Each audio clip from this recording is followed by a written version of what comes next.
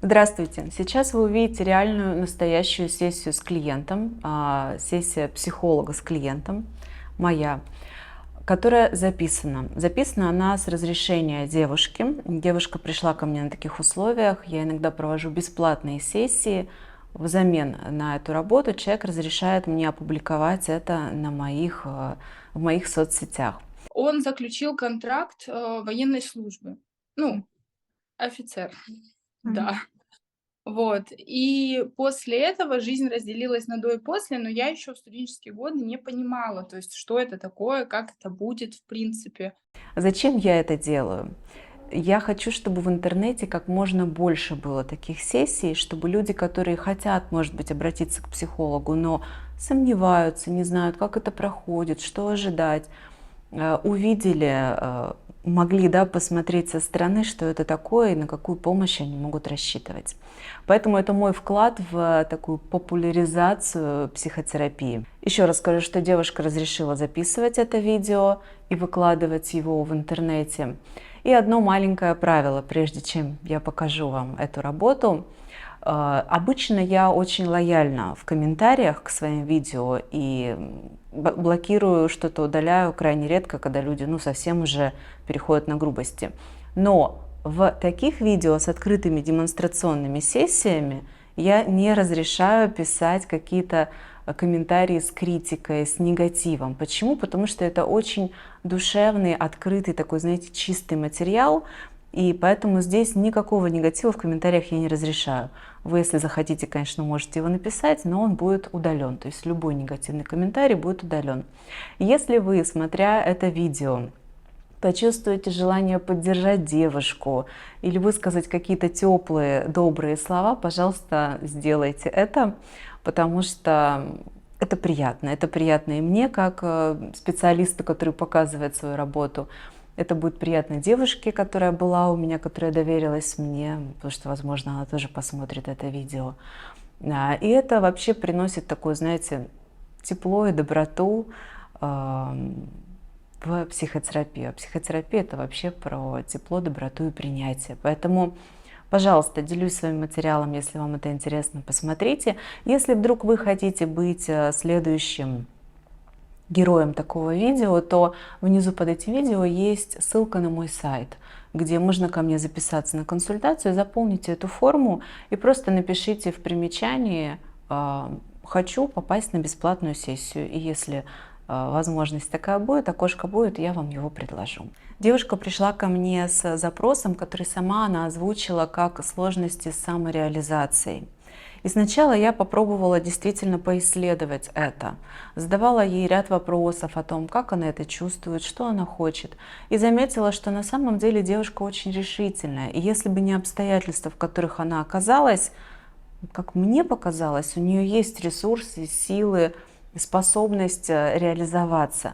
И тогда я исследовала дальше, а как же происходит именно в ее отношениях с мужем обсуждение этой темы, как они вместе с мужем решают эту проблему. И заметила, что трудность как раз-таки там, в контакте с мужем, в способе, как они как пара решают проблемы.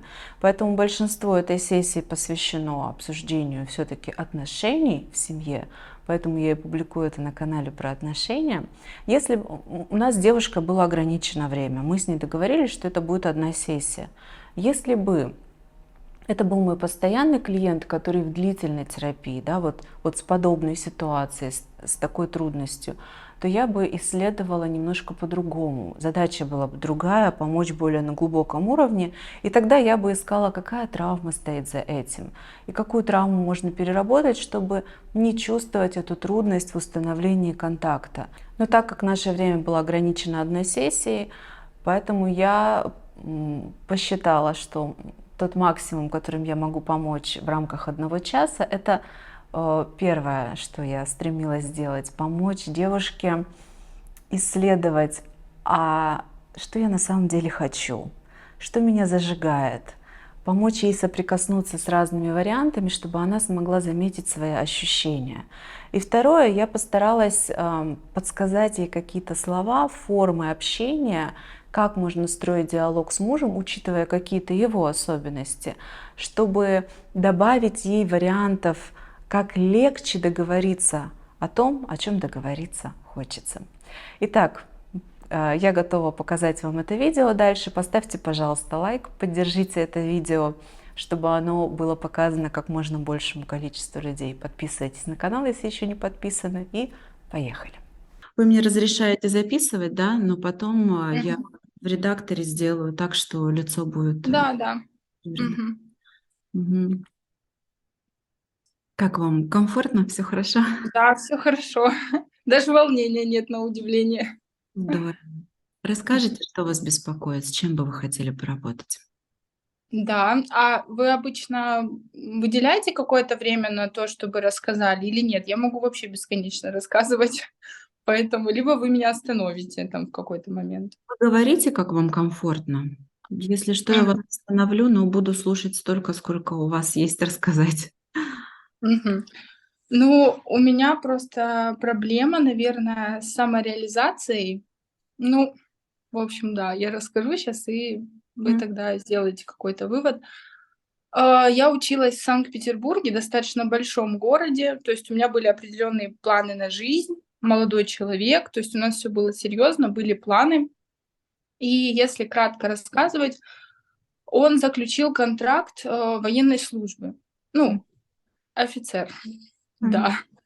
Вот. И после этого жизнь разделилась на до и после, но я еще в студенческие годы не понимала, то есть что это такое, как это будет в принципе.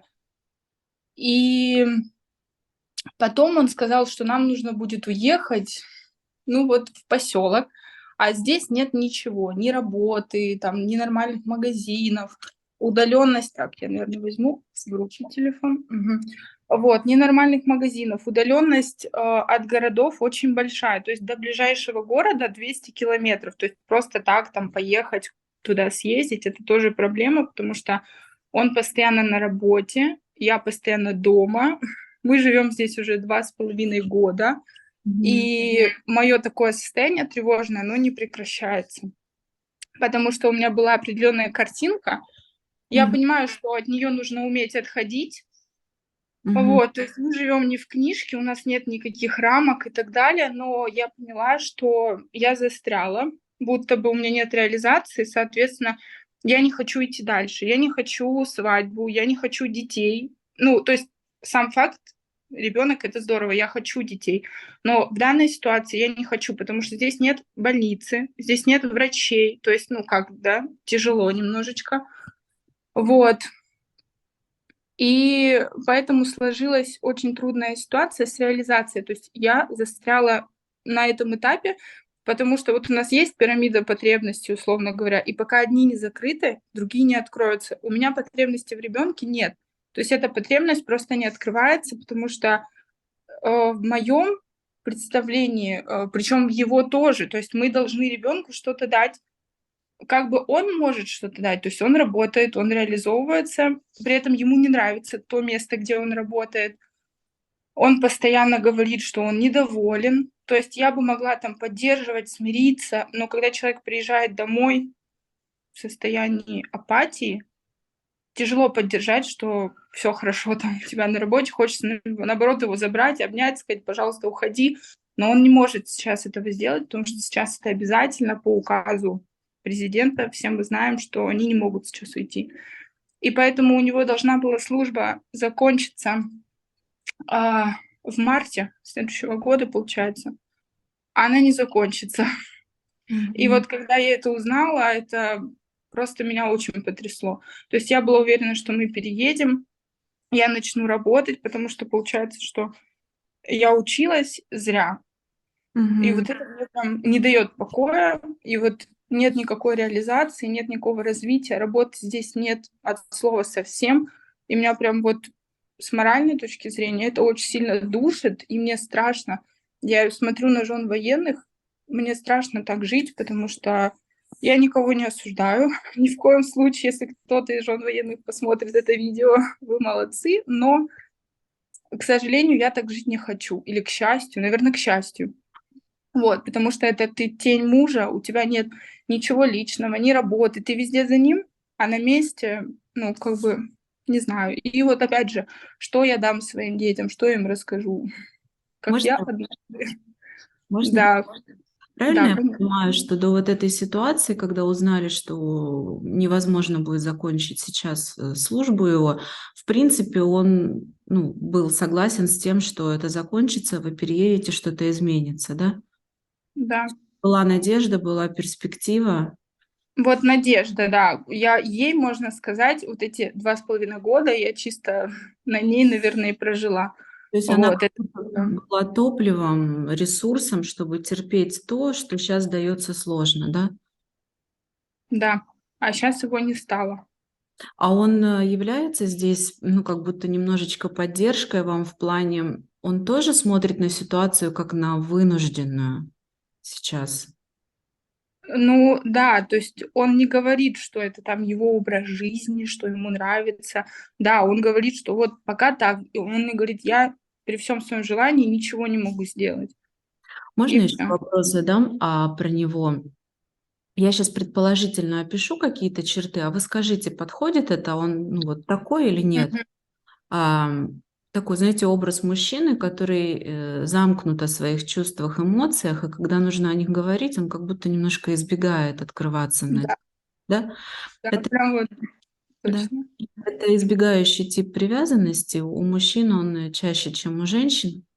И тогда получается, что если бы вот он говорил больше открыто о том, что я тоже как бы мучаюсь от этого, мне тоже тяжело, я тоже хочу, чтобы закончилось, было бы немножко легче, как будто вы вместе бы объединились как команда, и вот, да, а так он этого не говорит, и ощущение, что неопределенность какая-то повисла, да? Ну, он говорит, но редко. И получается, вот у нас был такой как раз-таки диалог, мы достаточно откровенно поговорили, и я вот те же самые слова, что вы сейчас сказали, я говорю: "Мне так стало легко, когда ты тоже сказал, что, блин, мы в одной лодке, условно говоря, то есть мы не тянем одеяло друг на друга". И я говорю: "Да, так и должно быть, ну просто у нас должна быть какая-то цель". А сейчас он опять закрылся, и в связи с этой всей ситуацией, когда я хочу объясниться и услышать от него там слова поддержки той же самой, ну или просто его какие-то чувства, он говорит: "Я там, ну, не готов сейчас говорить". Мгм. Проходит неделя, он опять не готов. И то есть у него это, работает не так, что вот мы поговорим и решим какую-то проблему. У него это с детства идет, что это какой-то скандал. Хотя я не скандальный человек, я не кричу никогда, ничего. А у него прям вот такой вот есть зажим, что сейчас вот кто-то начнет кричать, начнутся какие-то разборки, ну и вот. Да. Так что Тогда, знаете, его мозг чувствует, как будто это небезопасно для него, поднимается какой-то есть такое. прошлый опыт детский, и вы-то, может, и правда не кричите и не скандалите, а у него воспоминания, что вот ожидание сейчас это будет, и он больше закрывается. И тут что могло бы помочь? Показать ему словами, сказать, что, знаете, зайти через просьбу. Сказать: слушай, мне так тяжело, я догадываюсь, что тебе тоже. И мне бы очень помогло, если бы мы с тобой еще, может быть, несколько раз поговорили об этом открыто. Если бы я услышала от тебя, что ты тоже не очень рад этой ситуации, и наша задача, просто дождаться какого-то возможного решения, когда мы сможем что-то менять, да, когда у нас появится опять возможность контролировать, по сути, свою жизнь, мне было бы легче это, прожить это время. Знаете, показать ему, что вам тяжело, и это как будто Мгм. просьба: "Помоги мне". Вот такой разговор мне помогает. Как вам кажется, можно с ним так поговорить? Ну, мне кажется, можно, но он такой человек, у него все краткосрочное. Мы говорили и говорили через просьбу тоже. Он говорит: "Да, я тебя понял, я тебя услышал". И через время происходит такой же момент. То есть, как бы я могу сейчас сказать, что это возможно теоретически, там фактически да, но это будет краткосрочно. Мгм. Да, он вот воспринимает это так, враждебно, я бы, наверно, сказала. Не могу я как-то даже слова, может быть, подобрать, но я всегда говорю сначала спокойно, а потом уже, если он как бы не понимает, не идет на контакт, я прошу более настойчиво. Ну, могу сказать раз, 2, 3, и он на третий раз просто психанет. Вот Мгм. что-то вроде этого. И опять закроется, да? Ну да. Давайте тогда про вас еще немножко. Что могло бы вам помочь прожить вот эту неопределенность? И действительно неизвестно сейчас, сколько времени еще, как будто это терпеть нужно. И есть ли у вас ресурсы, желание вообще оставаться в этом? Ну, честно, ресурс есть, но он не такой большой, я бы так сказала. Желание нет, абсолютно не мой климат. Я просто поясню, мы с юга, с Мгм. очень жаркого климата, где плюс 50, а здесь зимой минус 40. Там лето начинается в в какой-нибудь середине июля, и то не факт. Мгм. Вот. И мне, конечно, и в плане здоровья мне тоже не подходит. То есть понятно, что мне говорят все это близкий человек привыкает ко всему. Я понимаю, но почему нужно привыкать к тому, что тебе не нравится? То есть это же очень такой тонкий момент. Вот. Что бы мне могло помочь, честно говоря, не знаю. Я все время в голове думаю о том, что мне бы помог тот факт, что я бы знала, что через год-два мы точно отсюда уедем. И опять же, мы возвращаемся к этой надежде, но ее нет. М. Просто потому что вот такая ситуация. И как здесь быть, я вообще не понимаю. То есть у меня 2 варианта, как я это вижу. Либо я смирюсь, остаюсь здесь, работаю где-нибудь в магазине, как бы это прискорбно не звучало, и все. Ну, на этом все, к сожалению, пока так. Либо я просто уезжаю, но дальше продолжать отношения на расстоянии я бы, наверное, не хотела, потому что мы бы виделись раз в год, но мы все понимаем, что это очень тяжело, и мы уже люди взрослые, как бы уже пора семью строить, а получается, что вот так вот. А сколько вы с ним в отношениях? А, в августе 9 лет будет. Лет. Как вы чувствуете внутри? Вот это ни к чему вас не обязывает, просто вот оценка внутреннего состояния. Готовы уйти?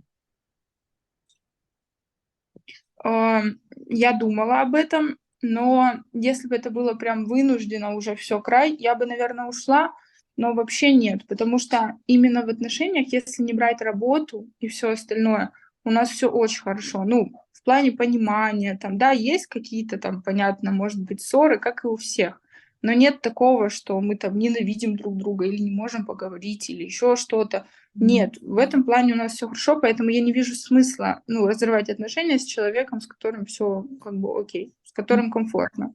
Мгм. Поняла вас. На что похоже вот это состояние, что оно было когда-то в вашей жизни, как вам кажется? Я нахожусь в месте, где мне совершенно нехорошо, но я как будто не могу отсюда уйти. Я не про брак, а про место, где вы сейчас живете, да? Я поняла. Нет, не было. До этого я жила в абсолютно чудесном месте, потом переехала в Петербург. Мне там тоже безумно нравилось. То есть вот это, наверное, первый мой такой опыт, когда прям вот тяжело, и ты не знаешь, что как бы с этим делать. Когда тебя все раздражает. Возможно, может, и не все так плохо, но ты замечаешь только плохое, потому что тебе просто не нравится. Вот я бы, наверное, даже так это ну, потому что по факту как-то же здесь люди живут. Вот, ну, правильно же. И другие, а вы другая, у вас есть Не своя жизнь. другие. Да, но я замечаю только вот нет, я на самом деле молодец, потому что я нашла себе здесь какое-то дело, все равно реализацию, работу, друзей, знакомых, какое-то занятие, там спорт. Ну, то есть я нашла занятие, я как бы не пропадаю, но это не то, что бы я хотела, не мой максимум, я бы, наверное, так сказала. Будто Вот, я... а многие Да-да-да. М, мгм. Мне просто извиняюсь, мне просто говорят, что, наверное, ты не смогла бы там где-то работать или что-то делать, и ты как бы прячешься под этой маской, что типа вот я хочу реализовываться, работать, идти по карьерной лестнице, ну вот я не могу. Ну, то есть, если бы я хотела, я бы реально шла. Ну, и мало кто понимает, что не так просто разорвать отношения или вообще, в принципе, зачем их разрывать, если с человеком тебе комфортно. Но у нас сложилась такая ситуация. То есть, если девушки военнослужащих, они уже заранее знают, что они уедут куда-то, что они поедут за ними. Я была к этому не готова, потому что мы на тот момент я была первый курс университета, а он второй. То есть Он просто пошел и перевелся. В какой-то момент друзья пошли, ну и цепная реакция, коллективное бессознательное, и они шагнули в эту пропасть втроем с друзьями. А я даже не успела ничего сказать. То есть это все произошло по щелчку пальцев. Вот так вот. А думали о какой-то онлайн-реализации? Ну, то есть, чтобы это было к месту привязано.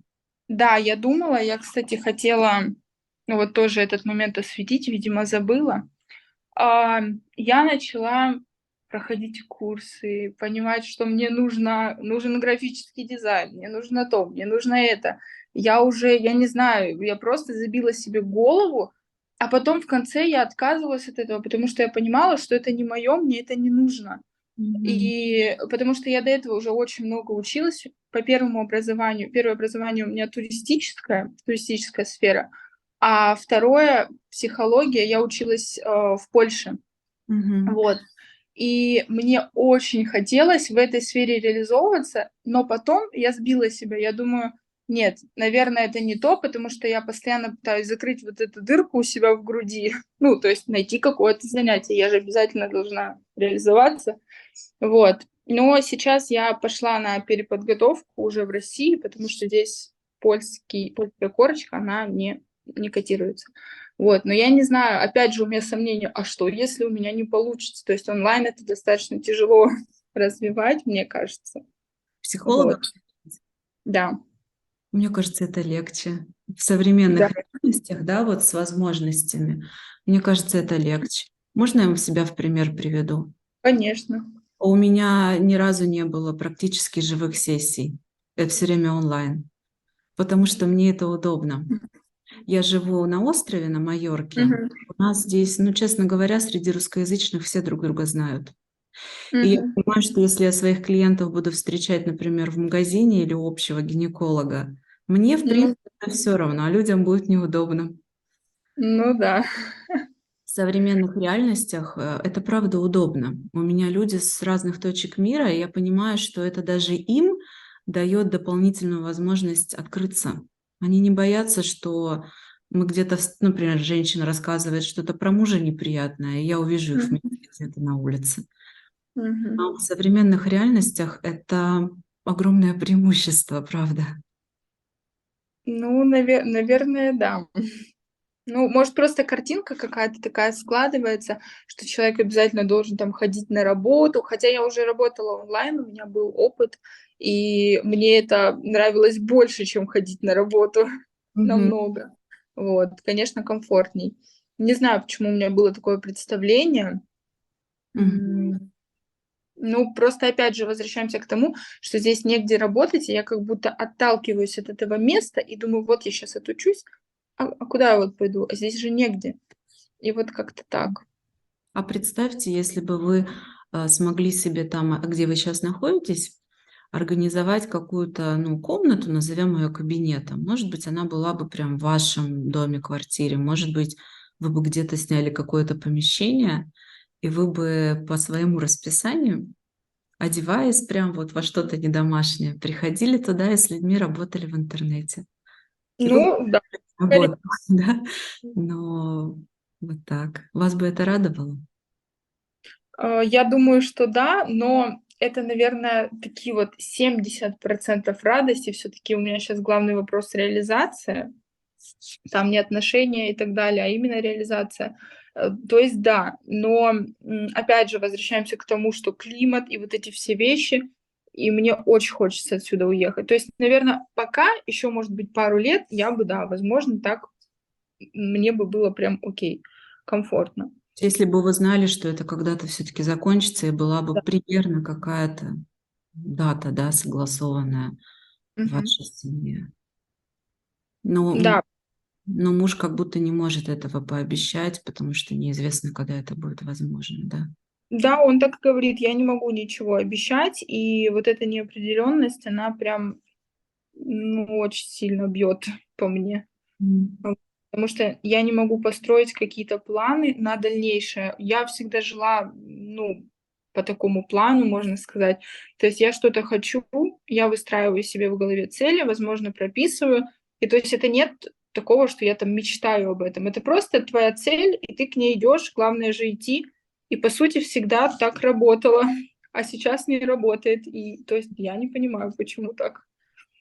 А было когда-то в детстве состояние вот такой вот вынужденности, что я бы сделала, да вот это невозможно. Ну, похожее ощущение. Или вы М, впервые в таком? Ну, я даже не помню. Наверное, нет. В детстве как бы так же было. То есть, в принципе, все, о чем я думала, это как-то получалось. Не знаю. Наверное, не могу вспомнить даже таких моментов. Александр, Тяжело. что вам помогло договориться как-то с мужем, изменить форму общения с ним, получить от него какую-то большую открытость, которая бы поддерживала? Что могло бы помочь вам? Знаете, да, большую открытость, наверное. И он такой человек, не знаю, может, он против, чтобы я сейчас обсуждала его тут, но ладно. Ну, мы его А, не видим, никогда не узнаем, что это именно он. ладно, представим, что это кто-то другой. Да, ага. А, он просто, немного нерешительный, такой вот. Очень долго принимает решения, очень долго, ему прям лет 10 все надо взвешивать, что-то типа этого. И на работе, если многие могут там, отказаться от чего-то, Мгм. сказать: "Я там куда-то не поеду, не буду чего-то делать, потому что мне там надо супругу или ребенка куда-то отвезти", то у нас такая ситуация, что если я прошу там о чем то что меня надо куда-то свозить, он повезет. Но он повезет только если у него будет выходной или если его там никто не заметит. То есть если кто-то ему скажет, что: "Нет, ты там сделаешь то-то, то-то", и ты не поедешь, он не станет никогда в жизни отпрашиваться. Он не отпрашивается, он не берет отгулы, они у него могут копиться там 30 отгулов за год, и он ни одного не возьмет. И меня это прям, не побоюсь этого слова, раздражает. Вот прям очень сильно раздражает. И я не понимаю, то есть для меня мужчина — это такой, как сказать, наверное, все мы представляем образ отца, ну, во всяком случае, я точно, что он может постоять за свою семью, сказать: "Нет, я вот, у меня семья, мне там нужно жену, ребенка отвезти там в больницу, я этого делать не буду". Потому что у меня дела, у меня свои там 30 накопленных отгулов, и я могу их взять. Я имею на это право. То есть получал бы от работы, если работа настолько неблагодарная, то хотя бы брал от нее все возможное. Вот так. Вот это меня, наверное, прям очень раздражает, да. А если вы поймете причину, что внутри него происходит в этот момент, станет полегче, как думаете? Увидите его слабость, что он бы, может быть, и хотел, но вот что-то есть внутри, что он не может. Ну, это слабости, понятное дело. Мы разговаривали на этот счет. Ну, вот у меня же есть слабости тоже какие-то, и я борюсь с ними, потому что это работа определенная над отношениями, и также не может быть всю жизнь. То есть ставить работу там на первое место. Ну, как бы даже нет, я неправильно, наверное, говорю, не на первое место, а как будто страх отказать. Ну вот, делаю все, что скажут, то и делаю. Вот так. Мгм. Ну, это не умение говорить "нет". Вот Мгм. прям, ну, я привожу пример, я говорю: "Мне вот на работе там говорят, выйди Мгм. там дополнительно". Я говорю: "Нет, я не могу, у меня есть график, я по нему работаю". И мне прям это важно. То есть, наверное, если бы я не могла сказать вот "нет", мне бы тяжело очень было психологически. Ну, я не представляю. Это ты, получается, для всех удобен, но кроме себя. То есть тебе в своей оболочке неудобно, потому что ты такой некий аморфное такое тело, Мгм. которое подстраивается под всех. Представляете, как ему тяжело на самом деле с этим? Настолько сильно его Да, я представляю. страшно, что он этого не делает. И когда-то в детстве его этот паттерн спасал от чего-то, а сейчас он уже деструктивный, не помогает, ну, его Мгм. подсознание вот привыкло вот так жить. А какое у него есть самое-самое замечательное качество, за которое вы прям вот любите его? Ну, я, наверное, не за какое-то определенное качество Ага. его люблю, но, наверное, мне нравится доброта его Мгм. однозначно. Вот, и умение, как бы это так сказать, ну вот он меня поддерживает во всем. Мне это очень нравится. То есть что бы я ни сказала, он такой: "Да, давай, здорово, иди". Вот что б я ни сказала, вот хоть что: "Пойду там учиться на летчика", — иди. То есть вот до такого. Вот мне это очень импонирует с его стороны. Мгм. И тогда как будто эта доброта имеет другую сторону медали, что, ну, добрые люди, они, Ну как правило, ну, не... я тоже добрый человек, но я могу сказать, не это же личные границы, это же, ну, не одно и то же получается у Мгм. нас. Мгм. И, в общем, Но, конечно, в очень. современном мире доброта воспринимается как, наверное, какая-то такая бесхребетность, возможно, но не всегда так. Мгм. Я вот думаю, чем я сейчас могла бы вам помочь, и я ничего лучше не придумаю, чем спросить вас об этом. Как вам кажется, Мгм. что бы вам помогло? Простроить, может быть, разговор как-то, попробовать изменить, что такое можно было бы с ним сказать, сделать, чтобы немножко улучшить эту сторону ваших отношений? Или что-то еще? Ну вот с точки зрения отношений я не знаю, что можно сделать, потому что у меня как бы нет к нему претензий с точки зрения отношений. У меня есть претензии с точки зрения его деятельности, вот, которая ни мне, ни ему не нравится. И с точки зрения того, где мы пребываем. Как бы вот такой момент. И мне, наверное, хочется больше ясности какой-то. Когда же уже это все закончится? Вот. Либо вообще, как мы тогда поступаем? Вот, я не знаю. А как вы видите, правда, вообще нет никакой лазейки, как можно было бы, если бы он был решительным, там, мог бы говорить «нет». Есть какая-то вот, ну, в реальности лазейка, как можно уйти с этого места, да, ему? Она на самом деле есть. Мгм. Ну, да, какая-то есть. Хотите, можете не озвучивать, какая, ну, вот мы можем образно, если Да. поговорить об этом. Мгм. Он про нее Да, тоже знает, да? он про нее тоже знает, но, опять же, мы возвращаемся к тому, что он, наверно, нерешительный в этом плане человек, он не сможет. То есть он Мгм. будет постоянно сомневаться, его будет мучить, одолевать мысли, он будет вот браться за голову, что же делать. Вот, поэтому я даже я не представляю, чтобы он вот так взял ситуацию в свои руки, такой: "Да, я так сделаю". Если бы это случилось, вы бы хотели, чтобы так было, да? Да, ну, меня бы это очень сильно порадовало, прям, да. И, может быть, тогда а, сделать такой разговор, который как будто поставит на чашу весов, покажет реальность. И открыто сказать, смотри, вот, допустим, есть одна сторона, ну, очень спокойно и мягко, потому что вот у такого типа мужчин, ну, и женщины такие бывают, такого типа людей, да, ну, Мгм. часто у мужчин это встречается. Вот эта избегающая привязанность, когда он не может показывать свои чувства, эмоции, и все время их прячет. И тут же, да, есть такое у них дополнительная черта, всем помогать или вот все это Мгм. брать на себя лишнее. Мгм. И тогда разговор с таким человеком нужно строить очень-очень деликатно, будучи готовым, что это прям вот как ребенка по чайной ложечке кормят прикормом, как Мгм. начинают, да, что вам, возможно, придется этот разговор дробить на много частей по чуть-чуть, потому что когда его уровень беспокойства будет Мгм. зашкаливать, его мозг будет вырубать опять в эту закрытость. И тогда очень важно замечать это. У них это иногда у таких людей выглядит как стеклянные глаза, и, ну, вот они Мгм. в себя уходят. И тут Зажатость, да-да-да. Смотрят в одну сторону, дёргают ногой. Да-да.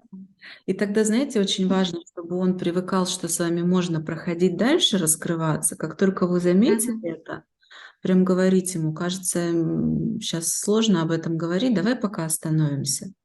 Мгм.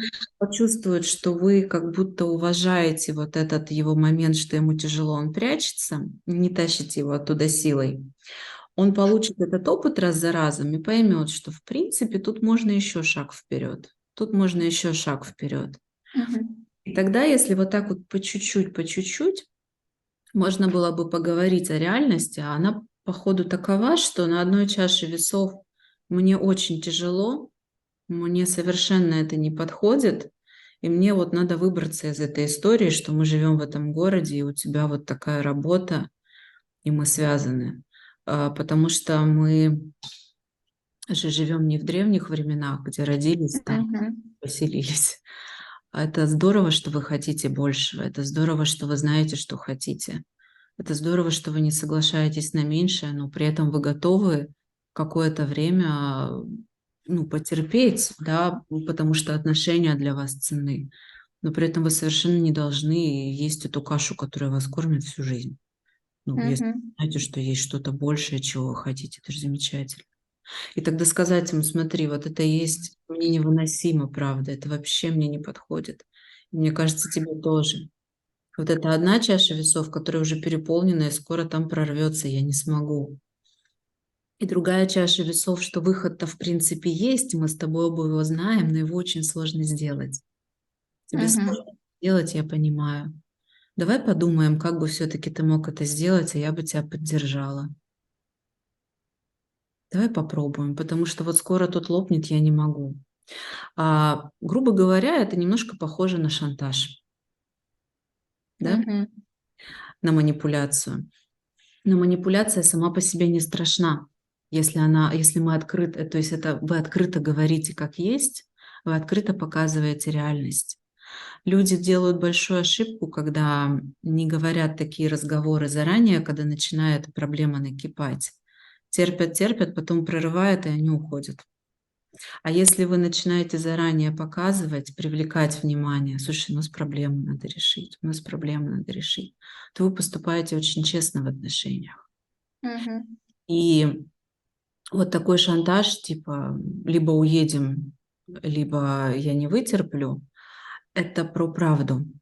Это про то, что отношения могут быть ценны, но они не ценнее своей жизни. А если ваша жизнь вам совершенно не в радость в тех условиях, это нормально. Это как, ну, люди же не хотят в концлагере жить, никто там по своей воле сидеть не будет. Мгм. И это нормально, что вы не хотите жить вот в том месте, где вы находитесь. Вы имеете на это право. Люди, которые там живут, чаще всего мирятся с этим, потому что у них нет опыта лучшей жизни. Большинство. Да, да. Если нас всю жизнь будут кормить невкусной овсянкой, и мы никогда не попробуем вкусный торт, то мы сильно и рыпаться в сторону тортов не будем. Я Если у согласна. вас есть опыт более комфортной, удобной, радостной жизни, интересной, это абсолютно нормально, что вы не согласны на это на всю жизнь. Как вам, ну, вот эта информация, что вы думаете? Да, я думаю, что это, конечно, вариант хороший, но, есть же 2 варианта всегда развития событий в любом случае. Я могу так это преподносить, но я с 99% уверенностью могу сказать, что поступит, не ответная манипуляция, а стандартная. Какая? А, да, либо, ну, то есть человек может прямо сказать там, и это видно, что это манипуляция. Может просто сказать: "Уезжай тогда". Ну, то есть вот так. Сделать вид, что все равно. И так может проходить через каждую ссору. То есть Ну, отталкивает. уезжай. Да, то есть это, знаете, когда ты отпугиваешь специально, чтобы человек еще больше привязывался. То есть вот так работает. И Мгм. я уже могу даже открыто сказать: "Ну, хватит". Ну, это уже не очень окей. Поэтому да, вот всегда есть 2 варианта развития событий, и, скорее всего, это будет он. И вот я не знаю, как в этот момент реагировать. Просто в какой-то момент хочется даже уже и проучить. Вот и все. А если сказать в этот момент, я бы уехала, если бы хотела, но я тебя люблю, и ты мне дорог, я не хочу от тебя уезжать, я хочу другого, чтобы мы с тобой вместе решили эту проблему. А, Да, ну, именно так и происходит. Потому что вот еще очень классная есть такая формулировка: мы команда, ну, когда отношения, Мгм. это не каждый сам по себе, а команда. А в команде, если есть какая-то проблема в отношениях у одного, то она общая. Мгм. То есть если одному очень сильно что-то в отношениях, ну, то, что вы живете там, это про отношения. Вы же из-за отношений живете с ним. И Ну, если у вас конечно. у одного есть проблема в отношениях, и он остается с ней один, то это не очень справедливо. Второй должен включаться, по идее бы, чтобы было хорошо, и помогать решать. И тогда сказать: ты знаешь, если бы вот было наоборот, и тебе где-то было бы со мной невыносимо, а мне вроде тоже не очень, но мне было бы тяжело уйти, то я бы к тебе постаралась развернуться, Мгм. не оставлять тебя одного с этой проблемой. Давай попробуем решить ее как команда. Ты меня сейчас отталкиваешь, говоришь: ну и уезжай. Я бы уехала, если бы я тебя не любила, но я-то тебя люблю. Когда человек нас отталкивает, вот эта манипуляция, на самом деле хочется больше близости. Просто Мгм. ему очень тревожно. Да, и Особенно он не знает, наверное, какие слова подобрать или не хочет. И вот я даже не знаю, потому что в этот момент я думаю, ну неужели тогда я, получается, как терпила себя веду? Ну, если так грубо говорить, да? И я не, ну, я не понимаю, то есть тебе человек открыто говорит, ну тогда там уезжай вот так. И ты сидишь и не можешь понять. Ну, я понимаю, от чего это идет, то есть я понимаю проблему. Наверное, если бы я не понимала, он бы там сказал, и мне было очень, наверное, обидно, и я бы действительно собралась бы и уехала. Но я понимаю и продолжаю терпеть. Вот терпеть, я не просто так это сказала. Вот, и я не понимаю в этот момент свои ощущения, то есть, может быть, во мне недостаточно сил, чтобы это сделать. Я не понимаю. может быть, вам отношения просто очень ценны именно с ним. Ну, они ценны, да, я не скрываю это в любом случае. Первое впечатление о вас, что вы очень решительный человек. И если бы вы были вот то, что называют терпилой, вы бы даже не возмущались сейчас, как бы, да, вот это у вас энергия есть, раздражение, возмущение, агрессия хорошая, что я так не согласна, надо что-то решить. Просто решение сложное, обстоятельства сложные и Мгм. не быстрый процесс. Но я бы не сказала, что вы терпила. Терпила, он бы и терпел молча. Ну, наверное, да, я постоянно говорю, что меня не устраивает, и говорю открыто, но человек это может воспринимать как... нет, я даже могу сказать фразу. Ты вечно чем-то недовольна. Мгм. Вот так, Это да. тоже слова избегающего типа привязанности.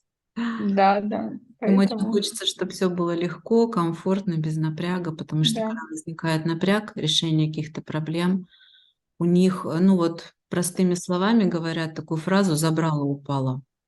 Это когда Мгм. что-то такое психологически накрыло, что человек больше не может быть осознанным и реально решать проблему. Его на самом деле переполняет эмоциями, которые он даже не умеет осознавать, не может иметь с ними дело. И это вот какое-то зомби становится. Ну, такой автомашины, которая по своему паттерну какому-то функционирует. Ну, а от чего это происходит? Почему человек не хочет там решить этот момент? То есть неужели правда комфортно там не уметь сказать там нет или еще что-то? Почему не может человек это сделать? Вот я сейчас скажу предположение, а вы, если знаете его семью, просто сможете, да, заметить, так оно или нет. Если в детстве человеку не давали возможность решать, и он был хорошим только когда он делает то, что ему предписали, сказали, и хвалят только за то, что считают нужным хвалить, и не замечают, когда этого нет.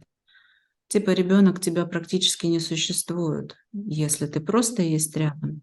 Но мы тебя замечаем только когда ты делаешь, как нам удобно, или как мы сказали, или что-то хорошее, что в нашем понимании хорошее.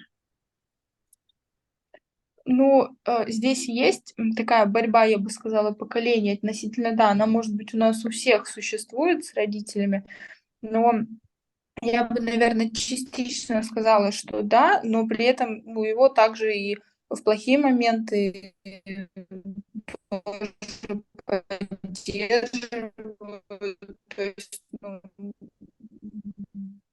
не все вот все фатально, нет, там нет, такого, конечно, не происходит, но, конечно, да, хотелось бы, да. Я бы, наверное, сказала так. А какие у него мама, папа, если можете сказать вкратце? М, Папа случайно не военный, не строгий? нет, нет, нет, ничего такого. Нет, он мягкий достаточно. хороший такой, добрый, ну, со своими, понятно, все равно раздражительными факторами, не без этого. Мама такая достаточно стремительная, м, как сказать, м, волевая, Зависает. наверное, я бы так описала. Вас не зависает? Ну, больше она, наверное, глава семьи, вот так.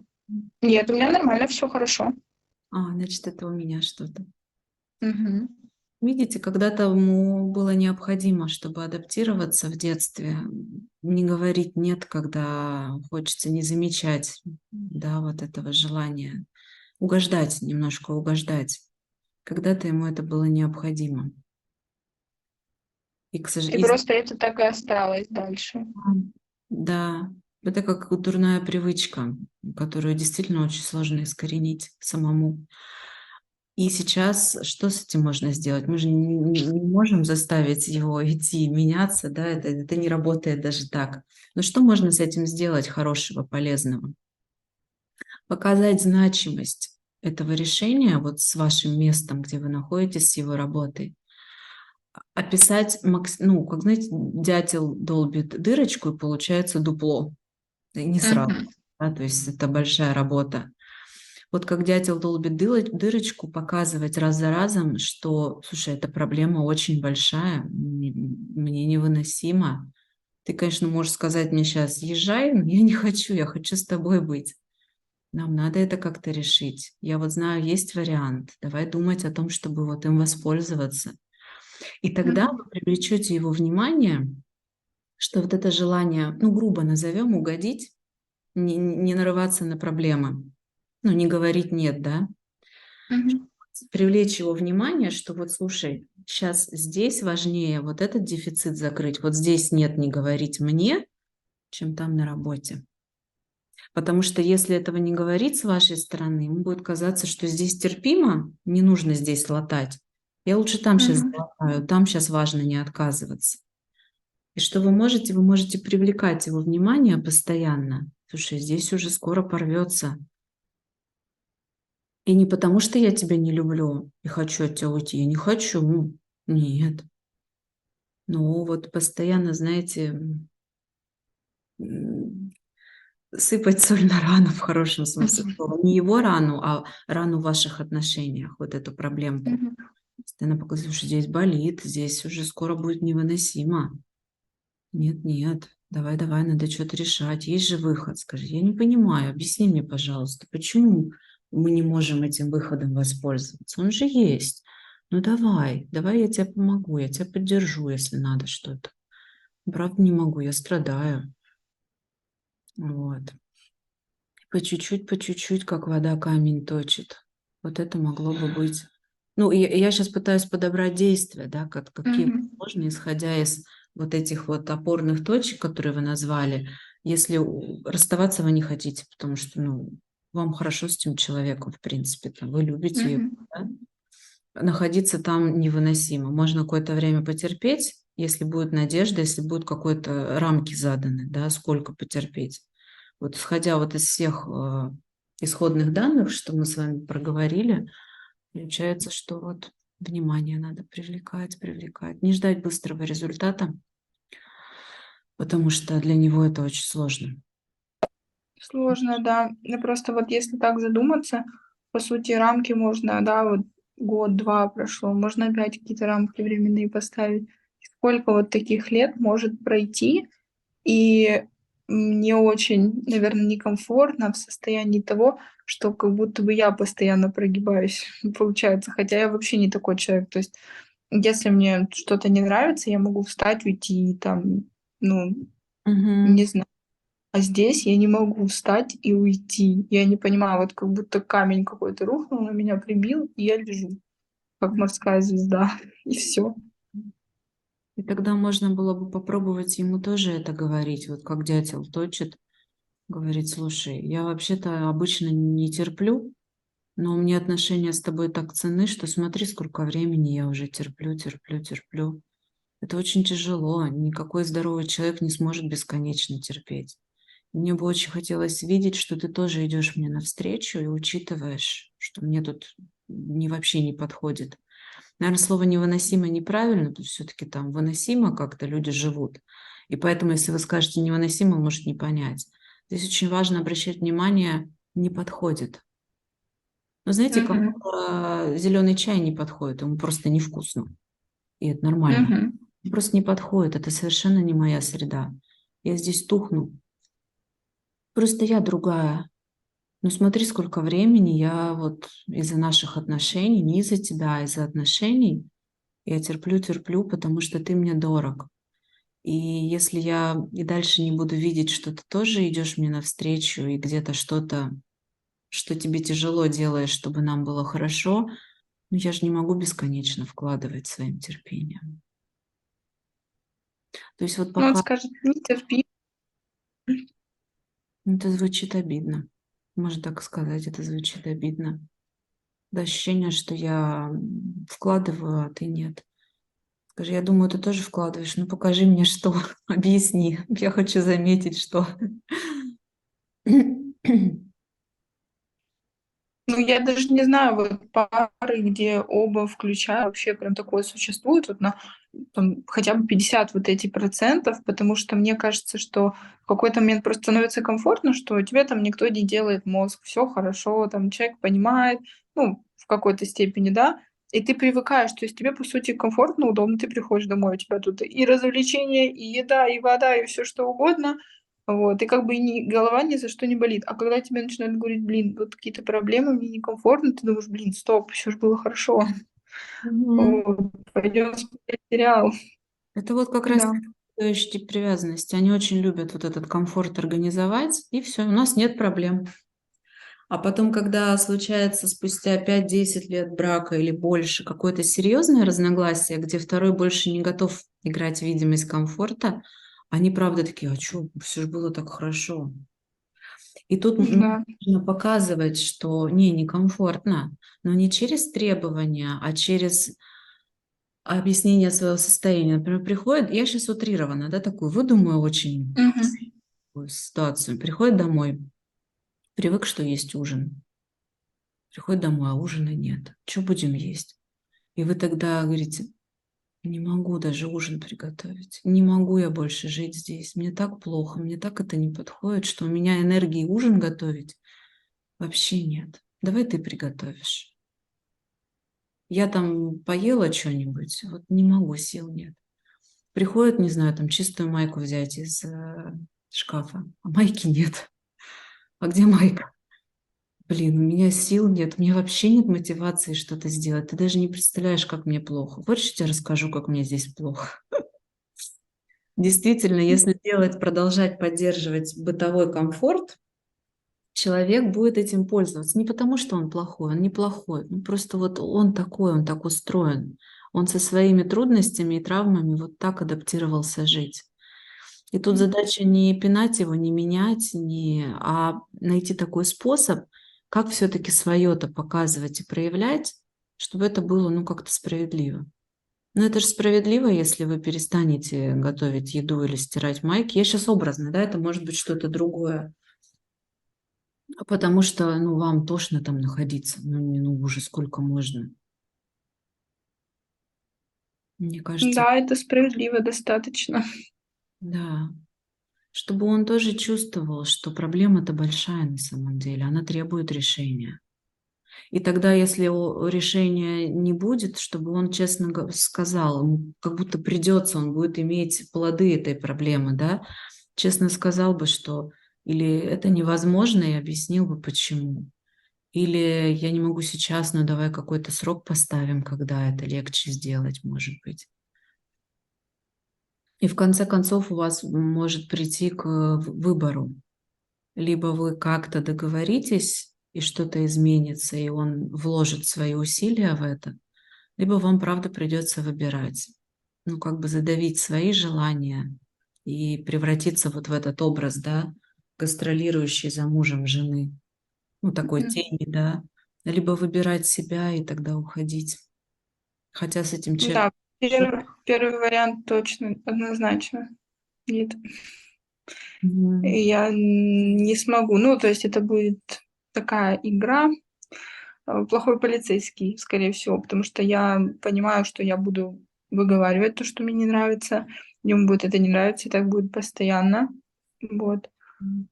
Поэтому такой вариант, конечно, наверное, он будет травмирующим для нас обоих. Мгм. Да. И тогда у вас сейчас есть выбор: либо уходить сразу, либо попробовать какое-то время поадаптировать способ с ним контакта, чтобы привлекать его внимание, чтобы попробовать его все-таки, знаете, пораскачивать на решение. Есть ли у вас силы, опять-таки, и желание вкладываться в это, потому что нет же гарантии, что получится. И здесь не от вас зависит половина, как вы будете, какие способы подбирать, а Мгм. половина зависит от него, сможет он на это решиться или нет. Да, желание, конечно, и силы есть, потому что я всегда открыта работать. Но мне важно, вот как мы вначале говорили про вот эту нотку, про команду, чтобы это было именно не так, что его все равно проигрываем, потому что невозможно. Не, немножко подзависает. Мгм. Чуть-чуть, да. Может быть, вам было бы легче, если бы вы для себя какой-то диапазон времени отмерили. Например, я готова попробовать понастраивать это еще, там, не знаю, месяц, полгода, год, какой-то срок. Может быть, это вам Ну, силу добавило. да, я частично, у меня есть даже такой диапазон, я в голове себе его выстроила. Вот, но я боюсь, что опять придет время, и я скажу: "Ну ладно, можем еще, в принципе, попробовать". Это очень сложный такой процесс. Мгм. Сложно представить себе, что вы расстаетесь, да? Да, сложно. Я сразу представляю, что у меня депрессия, мне никто не интересен. Ну, потому что, в принципе, как бы к мужскому полу, ну, не то, что нет, это здоровый интерес. То есть если делают комплименты, я могу там улыбнуться, сказать спасибо и так далее, но у меня нет именно интереса пообщаться, там, написать или еще что-то, или кому-то ответить.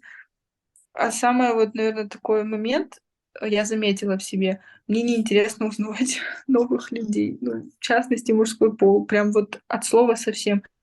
Может, Мгм. потому что они как-то эту информацию не так преподносят, или мне в целом просто это неинтересно.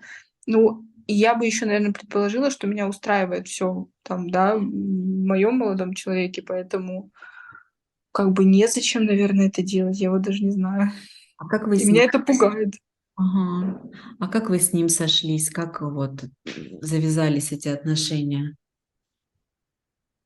Ну, мы еще тогда, это еще школьные времена были, как-то так получилось.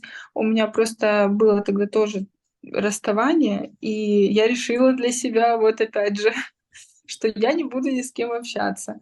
И М. он уехал учиться в другой город, и я подумала: "О, классный вариант, он уедет, я его не буду видеть, и у меня есть такой парень по переписке".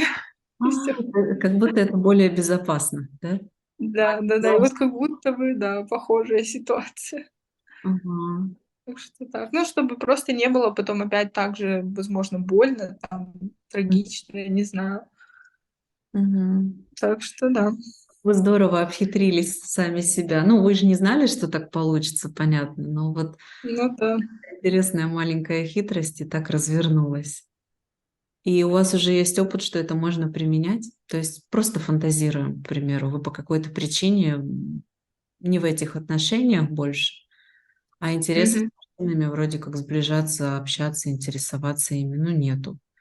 И тогда можно поставить себе такую задачу: ну, я попробую, но отношения Мгм. серьезными не будут, какого-то сближения не будет. И тогда получается, что будет легче пройти эту первую, вот какой-то, да, первый круг сближения, а потом, может быть, уже и безопасным это покажется. Ну, все возможно, да, потому что это вроде как мы уже это проходили.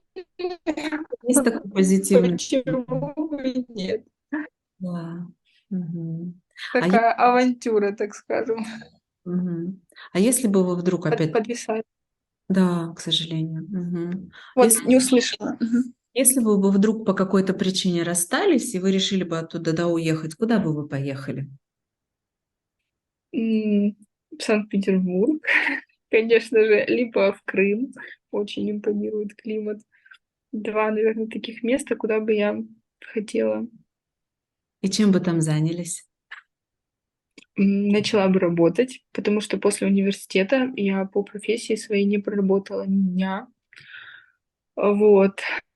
И, наверное, попробовала бы работать. Мне говорили, а если бы там не получилось? Ну, для меня не главное, что не получилось, главное, что я попробую, а там уже как пойдет. То есть главное же идти.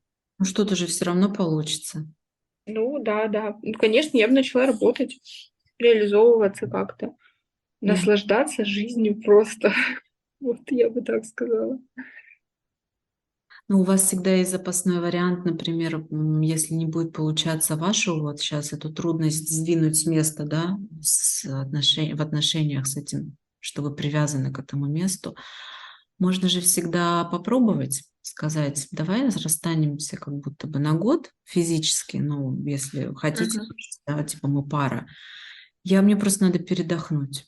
Давай я уеду там, например, в Питер, годик поработаю, подышу свежим воздухом, вот это вот динамики жизни, которая мне Мгм. комфортна. Сил наберусь, а потом вернусь. И это вроде как тоже безопасно, это не на совсем расставание. Ну, вроде когда можно себе поставить такие рамки немного, но я понимаю, что я, скорее всего, потом назад меня не затащишь. Ой, так что Главное, да. чтобы вы были счастливы. Знаете, зачем я все это говорю? Я ни в коем случае не к тому, чтобы склонить вас к какому-то варианту. Я сейчас себе поставила такую задачу просто понабросать каких-то идей, и чтобы Мгм. вы сами замечали и чувствовали, как они в вас отзываются. Ну, Мгм. как будто, знаете, там человеку, вот кофе понюхай, хочешь, не хочешь, Мгм. чай попробуй глоточек, да, попримерять, чтобы вы могли почувствовать внутри свой отклик. Ведь, по сути, Мгм. мы же рождены, чтобы удовольствие от жизни получать. Честно говоря, это единственная наша задача на эту жизнь. Это Да. мое мнение. И тогда нужно, по идее, делать то, что делает нас более живыми. И вот мы сейчас с вами разговариваем, и мне хочется, чтобы вы замечали, о чем мы говорим, когда и в вас вот эта жизнь как Мгм. начинает бурлить. И еще я себе ставила задачу показать, что всегда можно не сразу рвать и уходить, а сделать это более безопасно. Как знаете, Мгм. ребенок от мамы пришли в песочницу играть, ребенку страшно. Но если он знает, что мама не уходит, я могу сделать шаг, попробовать. Если там мне будет комфортно, я останусь на этом шаге или сделаю следующий. И так и в жизни можно делать. Можно пробовать, брать какие-то временные штуки, да, вот себе такие рамочки и пробовать. И это очень честно и по отношению к мужчине тоже. Может быть, он за год Ну да, я согласна. побудет без вас и поймет, что нет, все-таки она мне настолько ценна, что я вот какие-то свои сложности, страхи, нерешительность пересилю, она мне все-таки, то есть потеря ее сложнее для меня, чем сложность решиться на это. Может быть, а может быть нет. Может быть, вы побудете там, и у вас как-то так жизнь закипит, забурлит, что вы что-то другое уже захотите. Может быть, вы поймете, что он так ценен, и, в принципе, что-то все-таки тянет вас вернуться, и есть ресурсы, и надежда еще потерпеть. Мы же не знаем, как будет. Варианты любые возможны. Главное, чтобы вы Мгм. шли туда, где вы более, ну, такая оживленная, да? Мгм. Что сейчас думаете? М. Ну, я согласна, да, с этим. В любом случае нужно делать так, как нам будет комфортно. Невозможно жить постоянно в тревоге, в недовольствах. Это прям ужасно, да. Ну вот, я говорю, мне здесь очень не хватало прям реализации, потому что все-таки хотелось не просто просиживать там эти пару лет, а все-таки набираться какого-то опыта. И поэтому сейчас мне хочется максимально, наверное, да, выстроить вот эту временную рамку и за эту временную рамку получить тот опыт, который я, возможно, просидела сейчас просто так в ожидании, а в итоге это ожидание но не оправдалось. Мгм. Так. К сожалению, иногда пары расстаются из-за того, что в какой-то момент возникает такой выбор, что одному почему-то очень важно одно, другому другое, и они не сходятся буквально по территории. А иногда, коснувшись этой проблемы, кто-то один или оба начинают понимать, что отношения с этим конкретно человеком мне ценнее, чем этот выбор. И тут нет правильного-неправильного варианта. Есть просто внутренние какие-то весы. Что, что я выбираю, но надо выбирать всегда себя и свою жизнь. Если быть рядом с этим человеком, это для меня и моей жизни сделает мне лучше, то тогда я беру его. Если быть рядом, я совсем тухну и загибаюсь как-то эмоционально, да, психологически, то надо, конечно, себя выбирать. Мгм. Ну, это же может быть такой ложный процесс. У меня просто есть, как бы все равно знакомые, которые говорят, ну, вот там, да, я люблю этого человека, я как бы рядом с ним, но они недовольны, где они находятся, они недовольны тем, что там, возможно, человек постоянно на работе, постоянно какие-то сложности, то есть все равно тоже недовольны, но они остаются, потому что, ну, это же мой человек, это же там близкий, ну, это такой ложный момент, и я думаю, может быть, у меня тоже это так проявляется. Я даже не знаю. Здесь еще кто на какую самостоятельность из нас способен. Кто-то настолько не способен отойти и и отказаться от отношений, потому что не чувствует. Вот эти отношения для меня большая опора, и поэтому я готова что-то. Мгм. А кто-то более самостоятельный, более решительный. Я могу отойти, может быть, будет депрессия какое-то время, будет тяжело, но я чувствую, что я проживу это. То есть, Ну, справлюсь. справлюсь, да, вы правы. Вот это очень подходит слово. Кто-то просто не чувствует, что способен справиться. И потому что, правда, не способен справиться. Мы же всегда бессознательно выбираем все-таки то, что нам подходит по нашему состоянию. А мы очень разные все. Как вы сейчас себя чувствуете? Просто спокойно, наверное, и частично безразлично, как будто бы. Мгм. Просто, наверное, столько уже раз эту ситуацию в голове прокручивала, решала. И вот очередной. Мгм. Усталость, наверное, есть, да, контактировать с этим? Да, иногда даже просто вот уже невозможно. Когда кто-нибудь спрашивает, я уже даже не хочу как-то разговаривать, но я понимаю, что нужно что-то с этим делать. Мгм. Потому что каждый раз, когда кто-нибудь может спросить, ну, как дела, там, и хочется поделиться чем-то, каким-нибудь там экшеном, что-то рассказать, а поделиться-то особо нечем, потому что, ну, все одно и то же. Мгм. Вот. Мы потихонечку скоро закончим, ладно? Мгм. Я бы хотела как итог суммировать. Мне кажется, что вот это чувство надо решать. Оно замечательное, оно очень правильное, надо решать. Но, может быть, здесь решение через то, чтобы его раскачивать. Да, то есть подумать, что бы вы могли сейчас чуть-чуть по-другому, по-новому сделать в контакте с ним, чтобы привлекать еще больше его внимания. Но, может, желательно подобрать тот способ, который более эффективный с ним, учитывая его особенности. Мгм. И это будет и по отношению к вам очень здоровое, верное.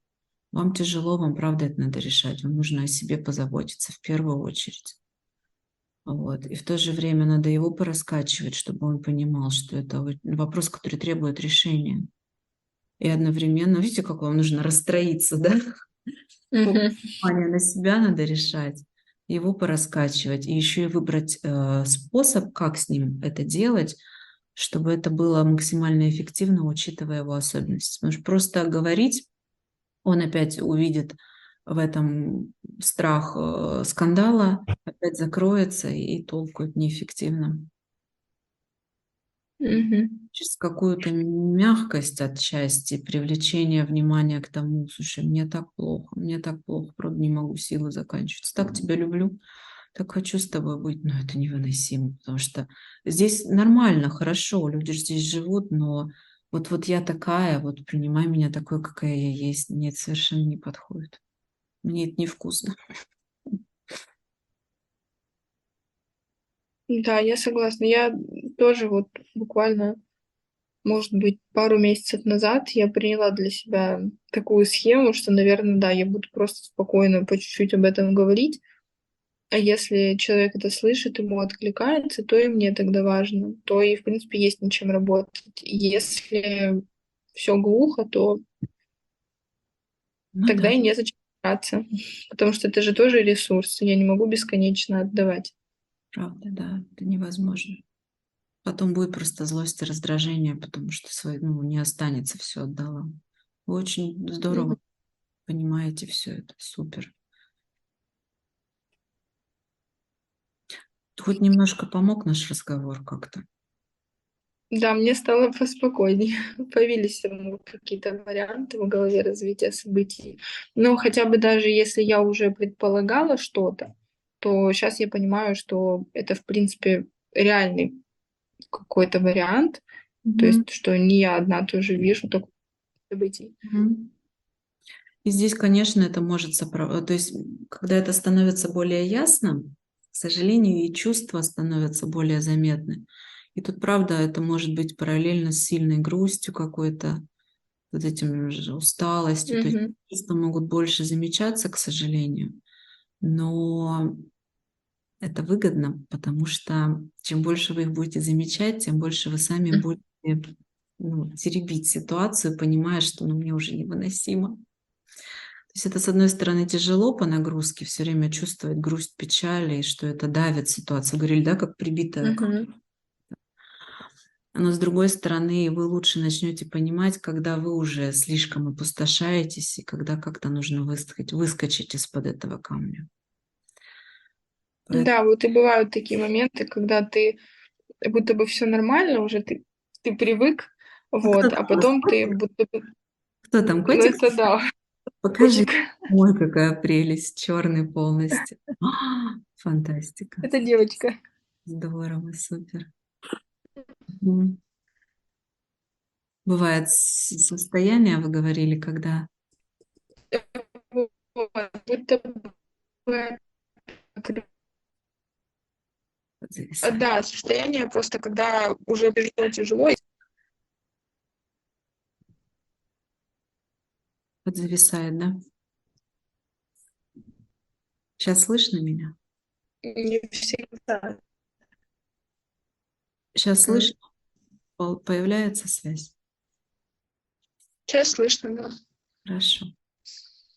Поэтому, может Да, быть, да, тяжело с этой да, да, слышу. но они вам служат для того, чтобы помогать вам себя спасать. Хорошо. Можем закончить, как вы чувствуете? Да, конечно, да. Спасибо вам Спасибо вам большое за большое. консультацию. Спасибо. Приятно было пообщаться. Я обязательно все сделаю, как мы договорились, заштрихую Все. и До спасибо. свидания, да. Всего доброго вам. Решится у вас лучшим образом.